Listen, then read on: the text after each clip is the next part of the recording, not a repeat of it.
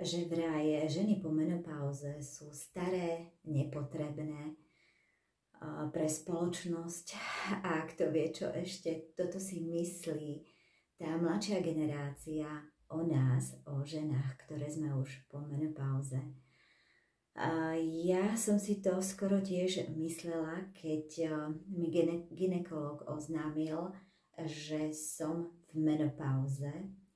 A poviem vám pravdu, tá veta, ktorú vyslovil, sa mňa veľmi dotkla, ale iba z počiatku. A potom som si začala žiť svoj život, úplne som všetko zmenila.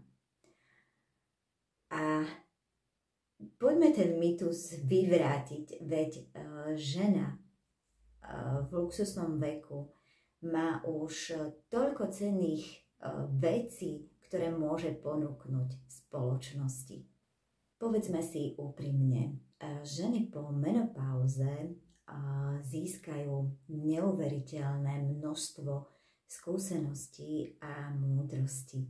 Ja už som to párkrát povedala, ja som sa najviac spoznala v období menopauzy. A takisto mám pocit slobody, hlavne v tom, že už nie som viazaná na menštruačný cyklus. Neriešim dovolenku, že na dovolenke budem mať menštruáciu.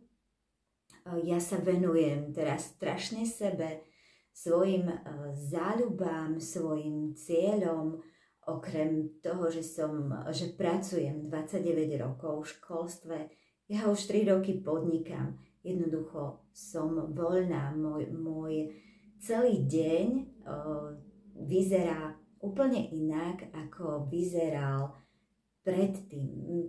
Predtým, keď sa takto spätne na to pozriem, som bola zaplnená povinnosťami, že toto musím. Teraz ja normálne cítim, že nič nemusím, iba to, čo chcem. Robím to naozaj. V tejto fáze, a to mi dáte za pravdu, zistíme, aké dôležité je naše zdravie a celková pohoda, ktorú chceme mať, a dávame túto oblasť do popredia. Aspoň u mňa je to takto. V podstate je to taký začiatok, ženy objavujú nové možnosti, čo môžu urobiť, čo dokážu urobiť. Tak ako som spomínala, začala som podnikať v 50-ke. Môžu sa angažovať do čohokoľvek, napríklad aj teraz.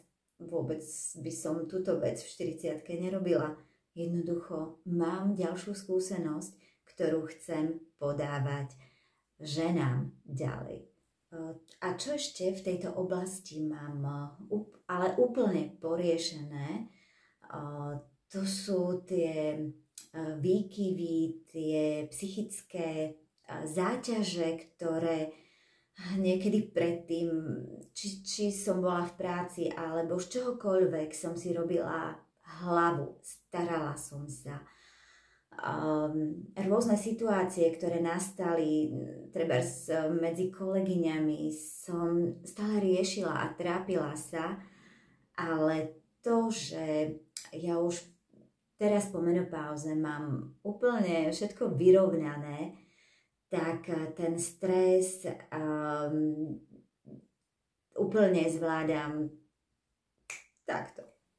Takže nezabudni, že po menopauze si veľmi dôležitou súčasťou spoločnosti, si plná života, máš úplne iné hodnoty a si pre spoločnosť určite prínosom.